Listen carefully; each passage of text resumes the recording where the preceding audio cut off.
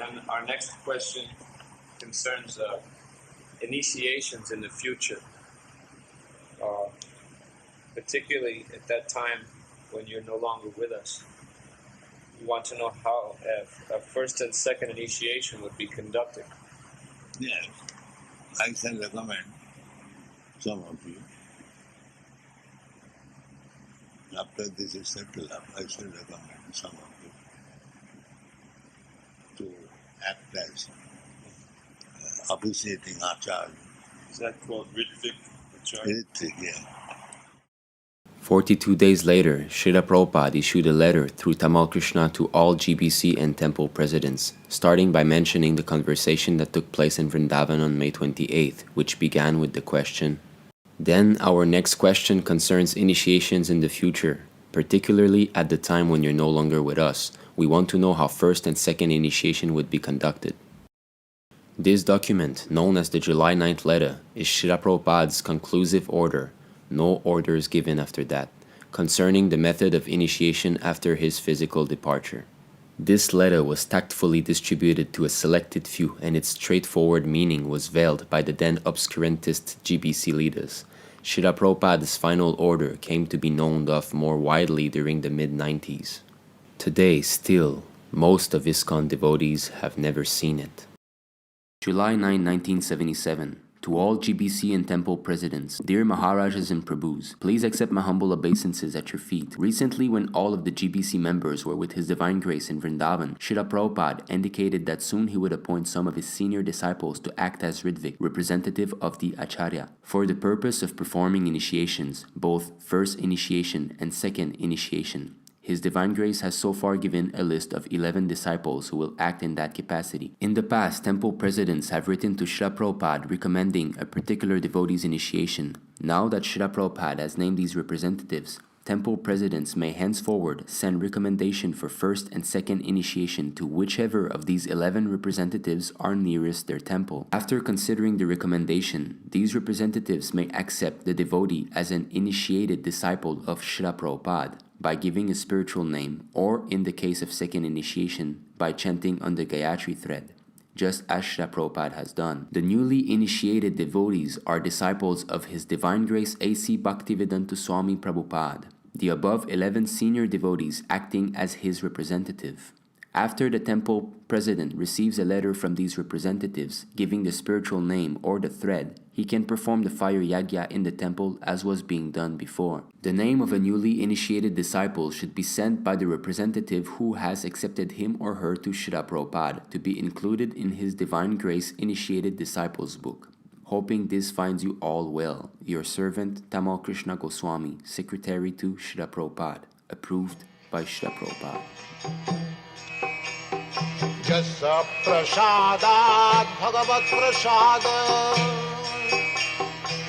Yasya prasadat nagati kutopi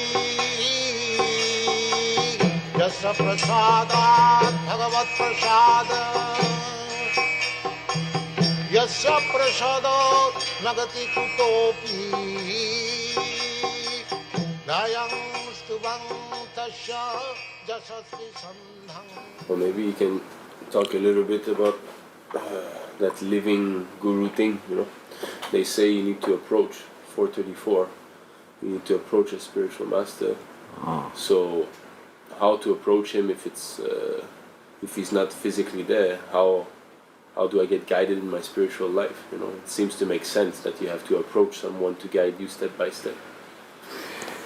Spiritual life is basically approaching a spiritual master for knowledge. A spiritual master is not the body, it's actually the knowledge, The Vani, as Prabhupada said, is more important than Vapu. When you feel separation from your spiritual master, you just try to remember his words of instruction, he will not feel separation. He will feel that he is with you. So we should associate by the vibration not by the physical presence. That is real association. So, Bani is more important than the Bopu. Bopu will be finished. This is material body. It will be finished. That is the nature. But if we keep to the Bani, to the words of spiritual master, then we remain very fixed up. We're always feeling your presence very strongly, simply by your teachings and your instructions. We're always meditating on your instructions. And that is real presence. Physical presence is not important. Because, as we all know, familiarity breeds contempt. So if a person is familiar, then you tend to, abuse that relationship. Whereas when you hear the instruction, then you tend to become, more serious, because knowledge is the essential aspect of spiritual life, as Krishna also said in Bhagavad Gita chapter 4 text 2, evam parapara proktam imam rajarishu viduha sa kaleneha mata yoga nasta parantapaha. You say that this parampara, the kings, saintly kings heard it, heard, know. So it is not that they saw, it was more on hearing. And then yoga nasta, Krishna says, the body, this science has been lost. He didn't say the body has been lost. He didn't use the word sarira nasta. See? So therefore, also in the Bhagavatam 2:9, there's no difference between the Lord and the sound, vibration coming from Him, even though He is not personally present. The best way to understand is to accept such divine instruction, and Brahma, the prime spiritual master of everyone, is the living example of this process of receiving transcendental knowledge. The potency of the transcendental sound is never minimized because the vibrator is apparently absent. See this point. So the Vani principle is stressed in all our Vedic literatures. It is said, Srotravya. He says you hear, and our Shastra are called Shruti, to be heard. It's never to be seen. The seeing thing is never emphasized at all. And anyway, we're looking at the context, only Srila Prabhupada is giving the message. And everyone is becoming devotees by reading his books. That means reading books means hearing him.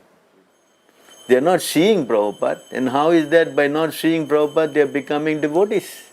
This is excellent proof that how the Vani principle is so potent. What about specific guidance on my day-to-day advancement in Krishna consciousness? Morning walk at Chivert Hills Golf Course, May 13, 1973, Los Angeles. Paramahamsa Swami was asking this question. Srila Prabhupada, when you are not present with us, how is it possible? How is it possible to receive instructions? For example, in questions that may arise.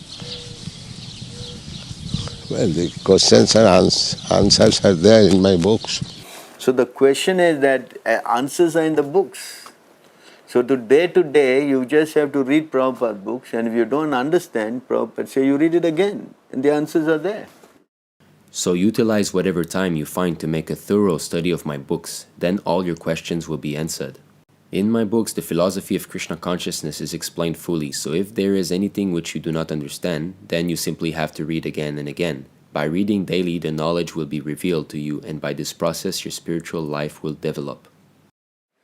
So where's the question of having no directions? And plus, Krishna also said in the Bhagavad Gita, the Bhagavatam, there's a verse in the 11:29:6 of the Bhagavatam, O my Lord, transcendental poets and experts in spiritual science could not fully express their in-depthness to you. even if they are endowed with the prolonged life of Brahma. For you appear in two features, externally as the Acharya, internally as a super soul, to deliver the embodied living being by directing him how to come to you. So where's the question of having no guidance? I shall remain your personal guidance, physically present or not, as I am getting personal guidance from my Guru. Even the Guru is not physically present. If you follow the Bani, then you are getting help.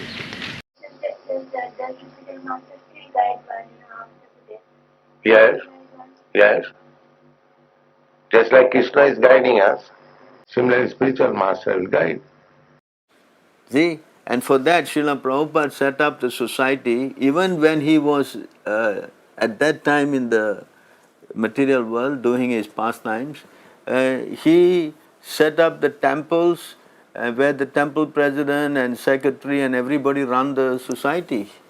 And if anyone comes, they give the guidance physically, like for example, how to put tilak and how to wear, how to chant, all that, the basic things are guided. Because he trained them up. And he was not physically with each and every one of us. See, but that instruction is flowing.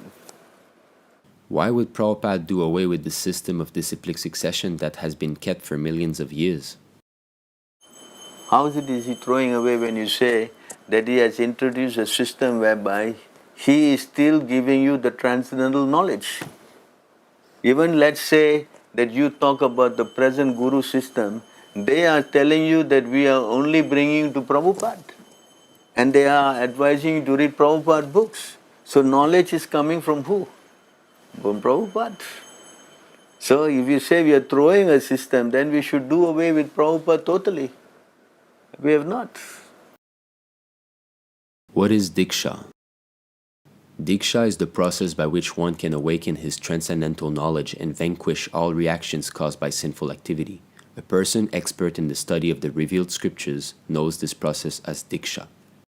Diksha means receiving transcendental knowledge, thus becoming freed from sinful reactions. How to receive transcendental knowledge? As Brahmaji received knowledge directly from the Lord by satisfying him fully, similarly one has to receive the transcendental knowledge from the spiritual master by satisfying him. The spiritual master's satisfaction is the means of assimilating transcendental knowledge. The spiritual master's satisfaction is the means of assimilating transcendental knowledge. How to satisfy the spiritual master? One should strictly adhere to the instructions of the spiritual master, for if he is pleased, certainly the Supreme Personality of Godhead is pleased. Yasya prasadad bhagavad prasado yasya prasadan nagati kutopi. By strictly following his instructions, one pleases the spiritual master, thus pleasing Krishna. Can one please the spiritual master after his disappearance? Guru Kripa only comes by pleasing the spiritual master, Srila Prabhupada? Otherwise how? Excuse me? Otherwise how it can come? So those disciples who don't have opportunity to see you or speak with you. That he is speaking. Bani and Bopu.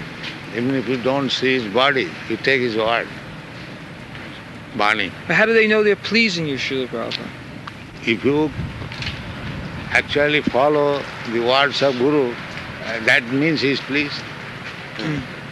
If you do not follow, how you can... Not only that, but your mercy is spread everywhere. And if we take advantage, you told us once, then we will feel the result. Yeah. My Guru Maharaj passed in 1936. And I started this movement in 1965, 30 years after. Then I am getting the mercy of Guru. Huh? Yes. This is Bani. Yes.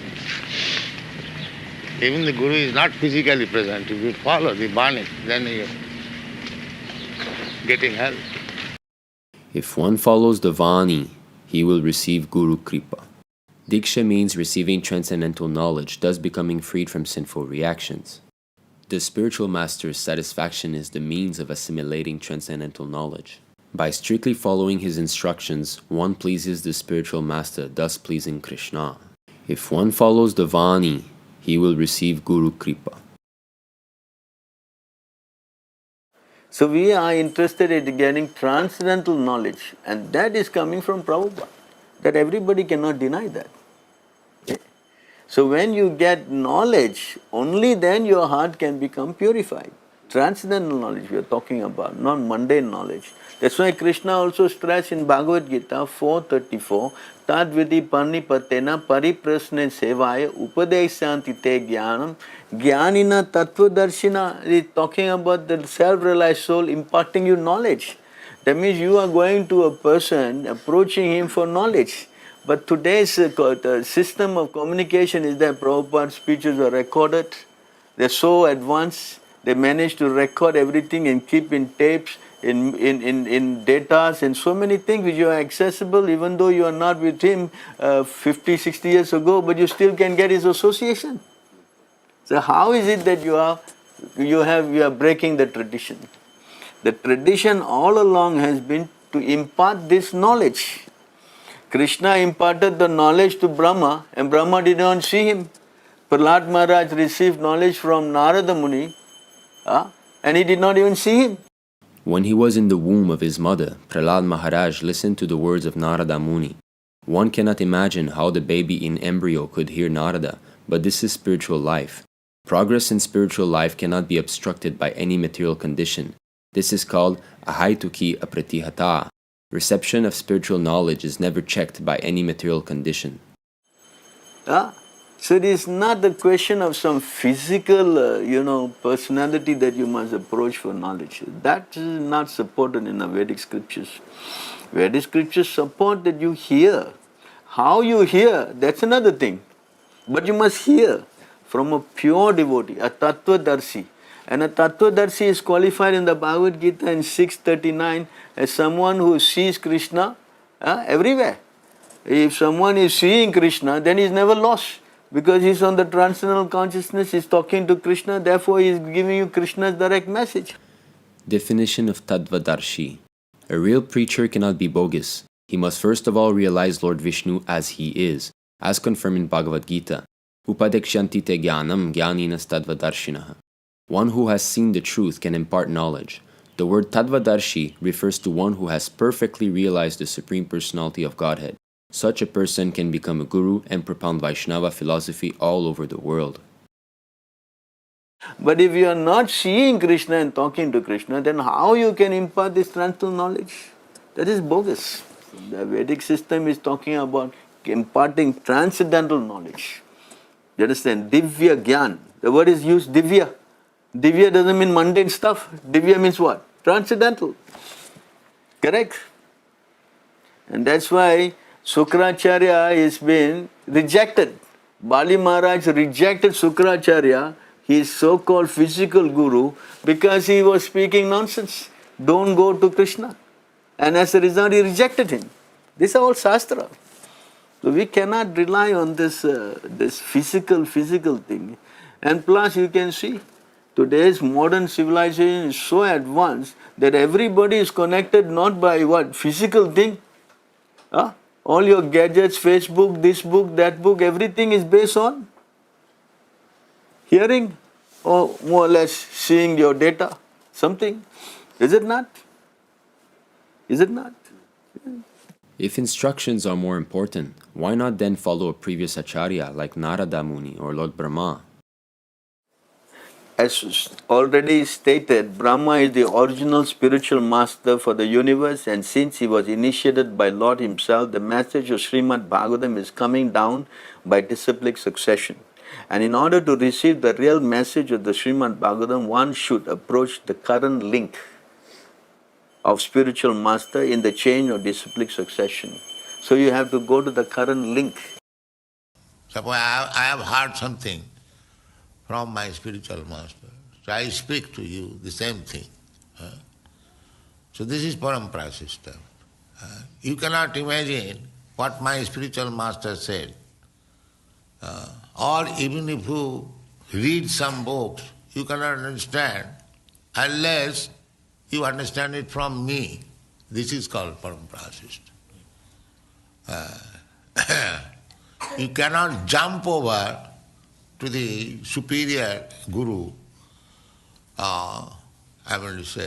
neglecting the next acharya, immediate next acharya. You cannot jump the link, that's not possible. And for that example, if we were to read Bhaktisiddhanta's books, we won't be able to understand. This is clear example of how we cannot jump the link, because the knowledge must be coming. So if you can receive the knowledge, that means you are properly connected. Although you may read Rupa Goswami's Ujjwala, Nilamani and all that, but you can't understand this. What then thousands of years from now? Does this mean that the disciplic succession ends with Srila Prabhupada?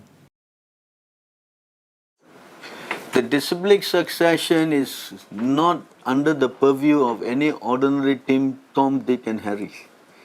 The spiritual disciplic succession is under the control of the Lord. He decides when to revive, when to close it down. That is up to Him. You understand? We are conditioned souls. That's why He says in the Bhagavad Gita, Dharma samstapanartaya. To re-establish this disciplic chain, I appear. So it is not our business, it's Krishna's business. He is more interested in taking up the disciplic succession than you and me who are running to the factory and office day and night, and we are now worrying about disciplic succession.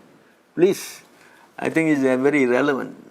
Right now we should try to learn how to save ourselves and not worry about 10,000 years from now. What is that? That is not within our jurisdiction anyway. Right now we are here present, that we got Prabhupada. Now why we want to waste our time in trying to see where, to speak of unnecessary, irrelevant inquiries, rather than to worry about ourselves to get out first. Is it not practical? In our parampara's history, there's never been an example of the Ritvik system. There's always been a physical guru. Regarding parampara system, there's nothing to wonder for big gaps. The Gita was taught to the sun god some millions of years ago, but Krishna has mentioned only 3 names in the parampara system, namely Vivashvan, Manu, and Ikshvaku. And so these gaps do not hamper from understanding the parampara system. We have to pick up from the prominent acharya and follow from him. And also the example of Ramanuja Acharya and Yamunaja Acharya. Yamunaja Acharya, when in his spiritual master already left the body. See, just like Brahma, he did not see Lord Krishna and he heard the word. Just because he heard from Brahma and I did not see Krishna, that means his potency is lost. It doesn't work like that. In spiritual life, the Lord is always in the heart of the living entity. See? So he is directing. How to save the conditioned soul is his prerogative, not ours or yours or anybody. You understand this? And spiritual life only can happen by the connection with spiritual master. See? And spiritual master not necessarily must be physically present. He has to give you that sound vibration. So many of you have not seen Prabhupada, a clear example, and you read his books. And your life has changed. Your life has not changed because you met some other devotees in the line. This is not a fact. His books are the one that changing people's life. So how is it not practical? It's very practical. 50 years down the line, most of you have not even seen Prabhupada. For even my case, I have not even seen him when I was joining up at that time. It doesn't mean that I'm pretty much bogus because I didn't associate with him. No. This is not a very valid statement. Does Prabhupada have the right to do such a change? In this verse 10:231, he very nicely explained this point. O Lord, you who resemble the shining sun, you are always ready to fulfill the desire of your devotee, and therefore you are known as a desiratory Vancha Kalpataru. When acharyas completely take shelter under your lotus feet in order to cross the fierce ocean of Nisain, they leave behind on earth the method by which they cross. And because you are very merciful to your other devotees, you accept this method to help them. This is a very important point. So Prabhupada is leaving us a system to help us. This is the symptom of an acharya. An acharya who comes for the service of the Lord cannot be expected to conform to some stereotype, for he must find the ways and means by which Krishna consciousness may be spread.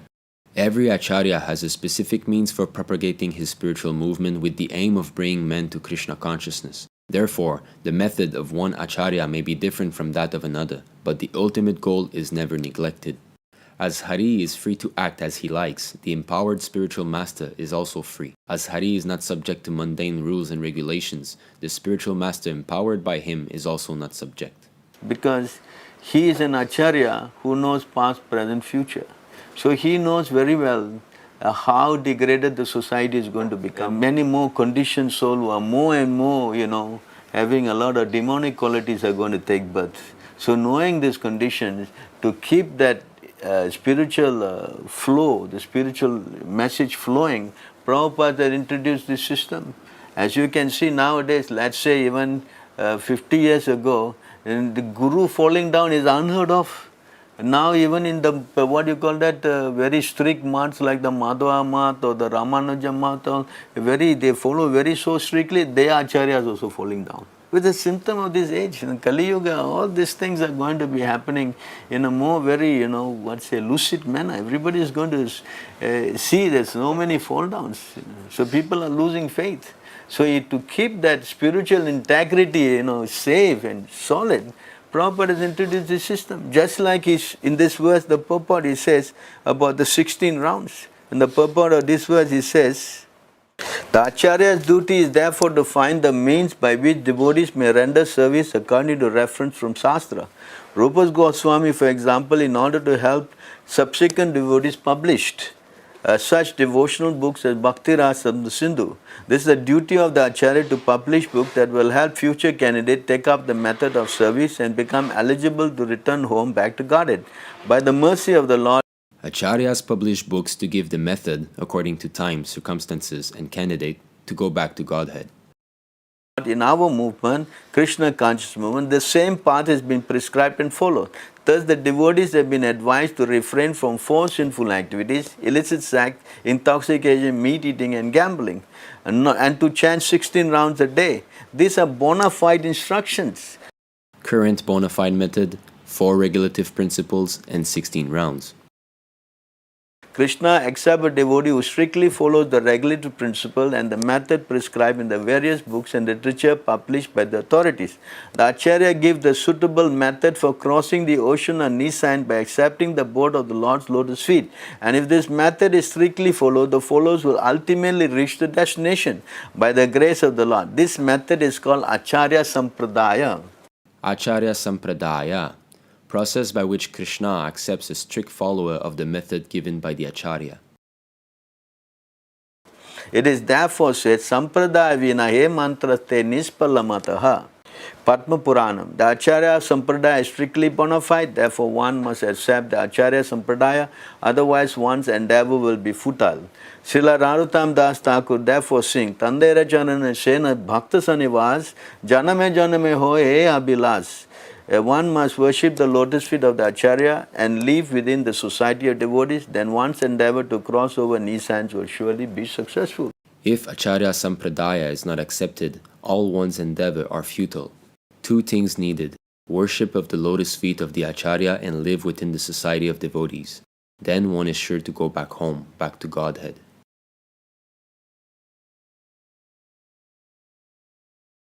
So from here it's clearly evident that if 16 round is fully endorsed by Prabhupada and he is claimed himself as the Acharya of the Sampradaya, who is authorized to make adjustment for the conditioned soul like us, then why the Ritwik system that he has so much given, clearly written in so many ways, and in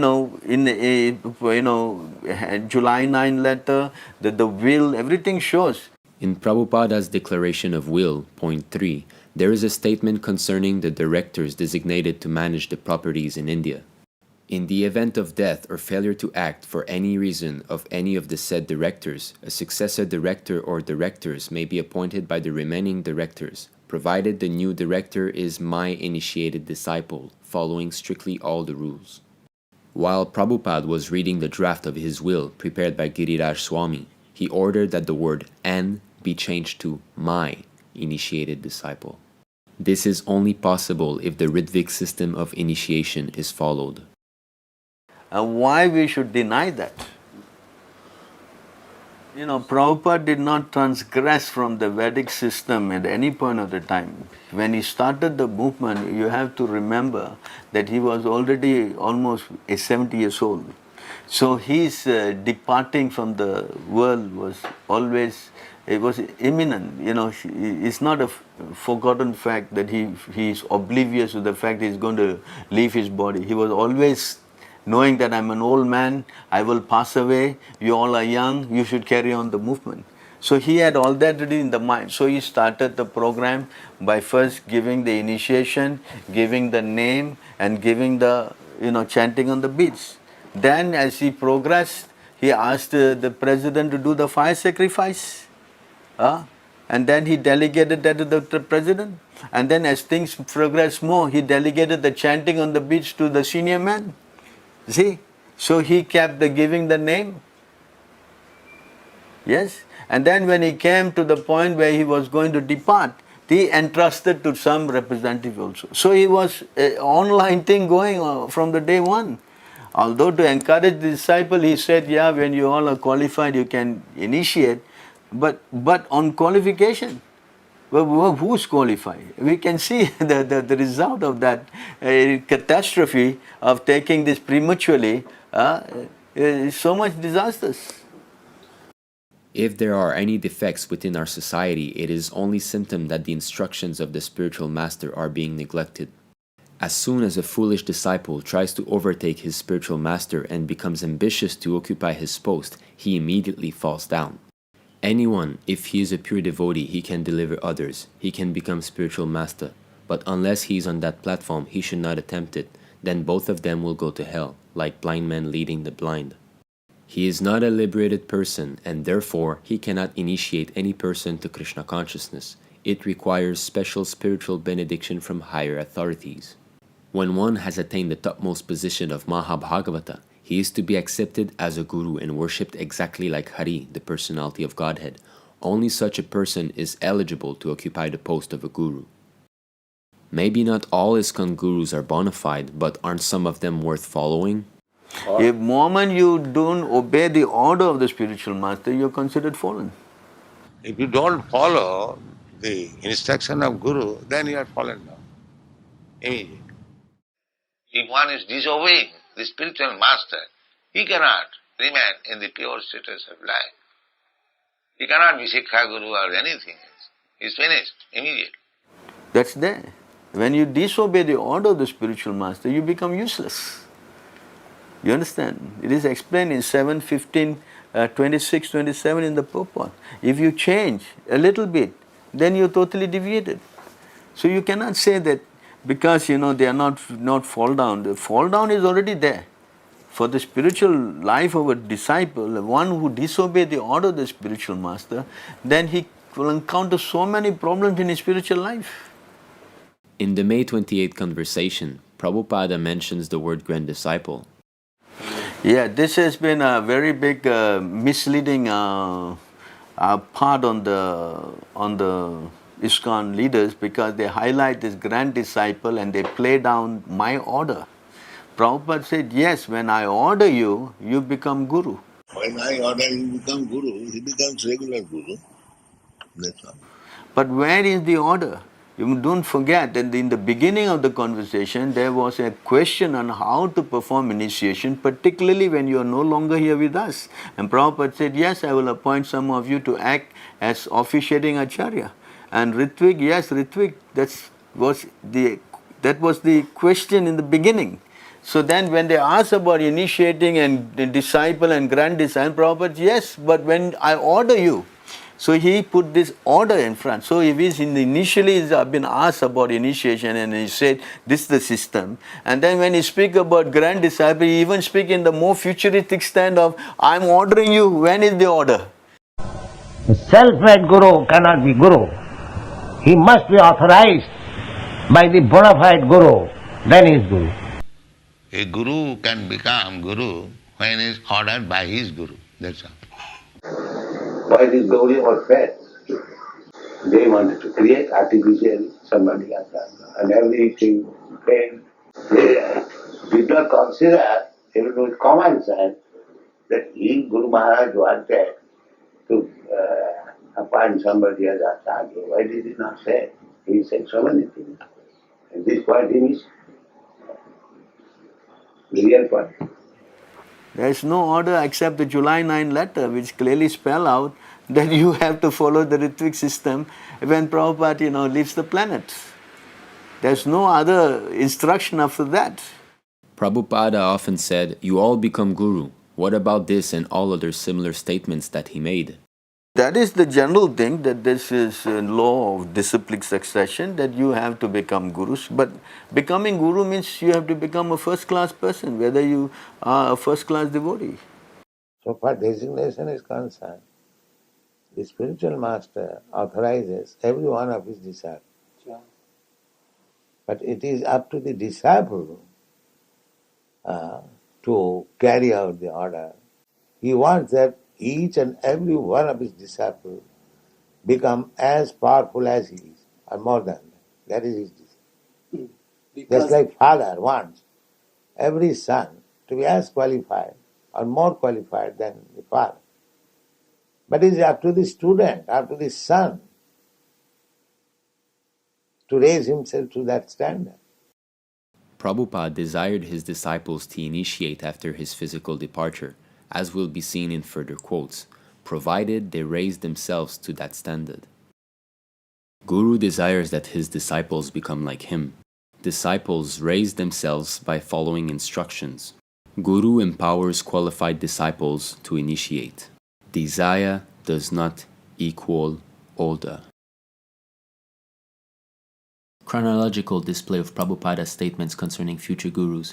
By 1975, all of those who have passed all the above examinations will be specifically empowered to initiate. Now the time is approaching very soon when you will have many disciples by your strong preaching work. In these statements, Prabhupada clearly speaks of his disciples one day becoming Diksha Gurus.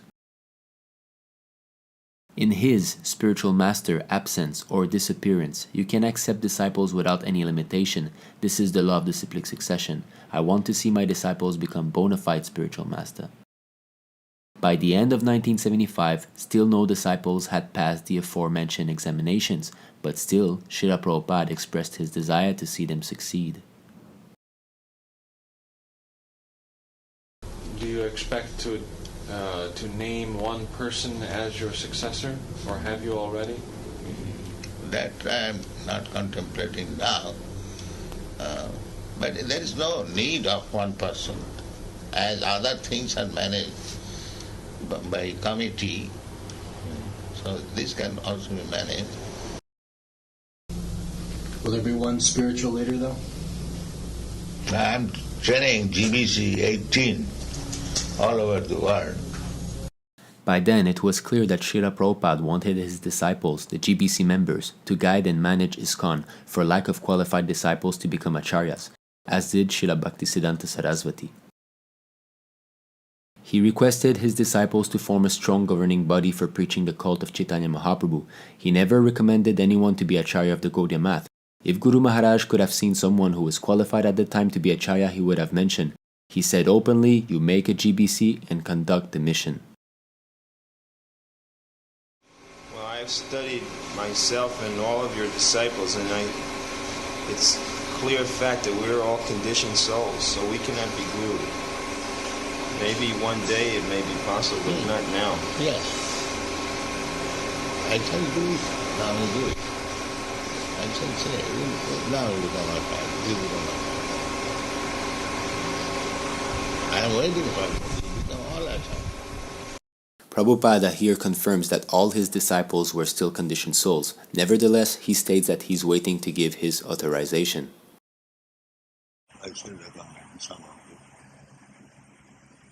to act as officiating acharya.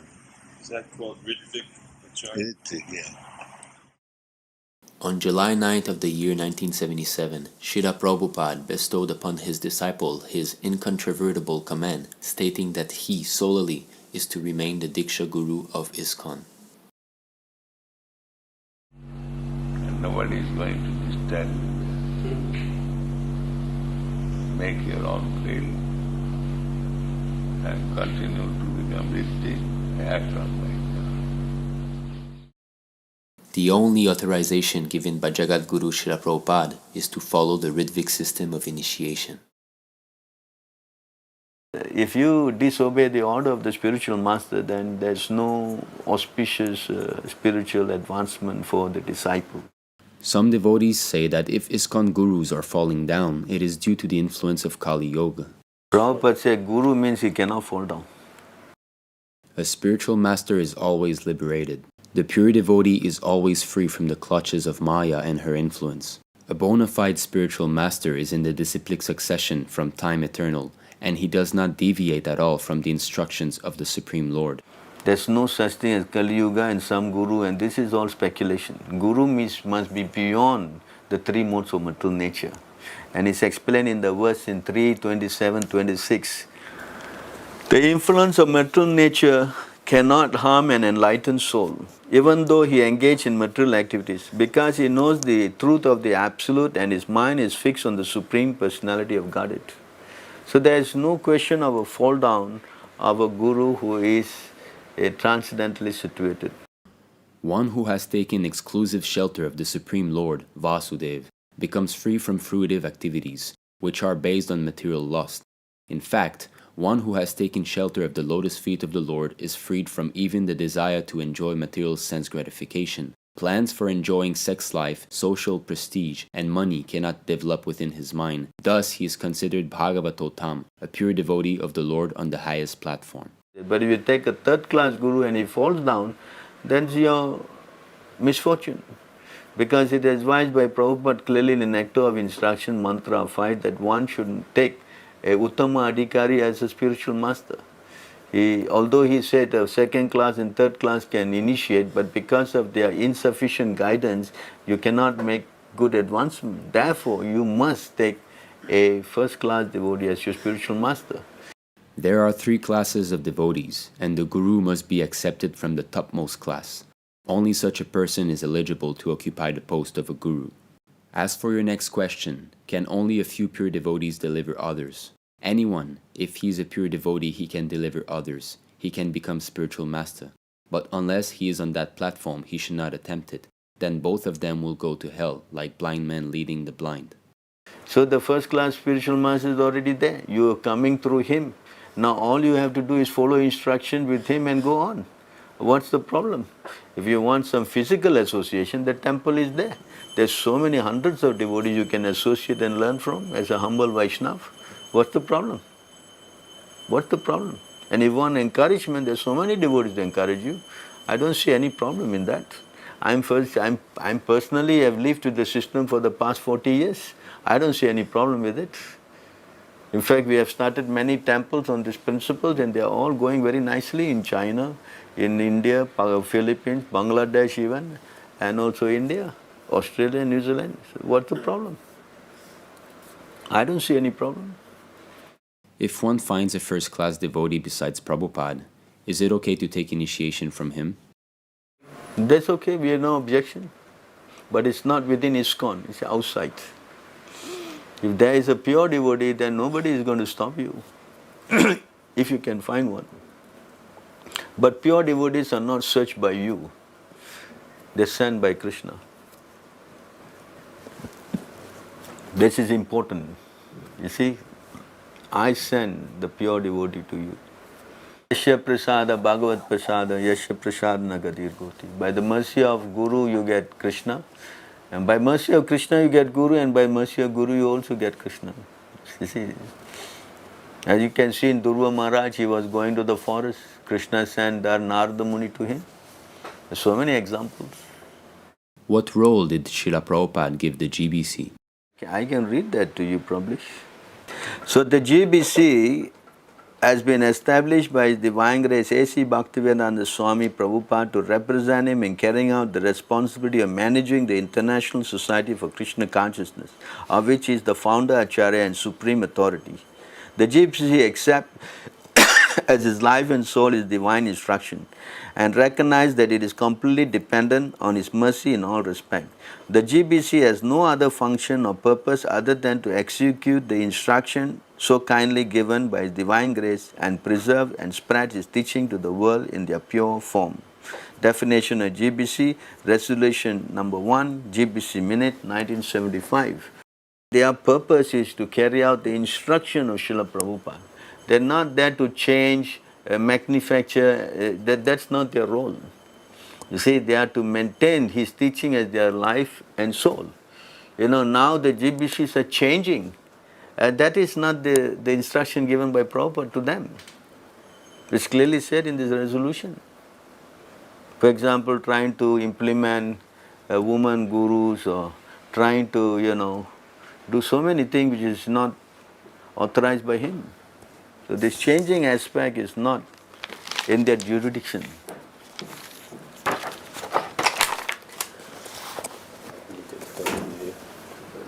Is it okay?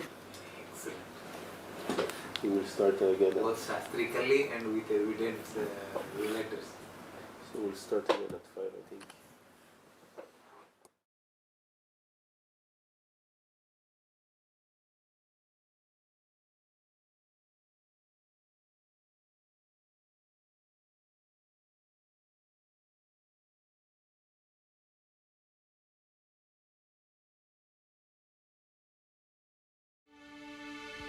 Samsara dava nalalita loka tranaya karunya ganaganatva Samsara dava nalalita loka tranaya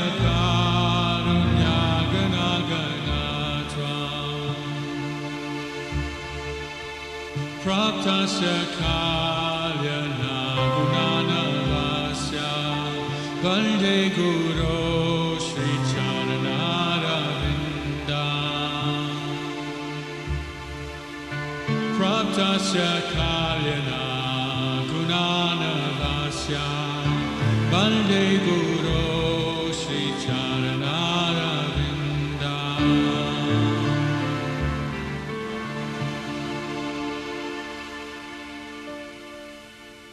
Mahaprabhu Kirtana Nitya Gita Vaditra Majan Manasura Sena Mahaprabhu Kirtana Nitya Gita Vaditra Majan Manasura Sena Romanchakam Shrutaranga Bhajo Vande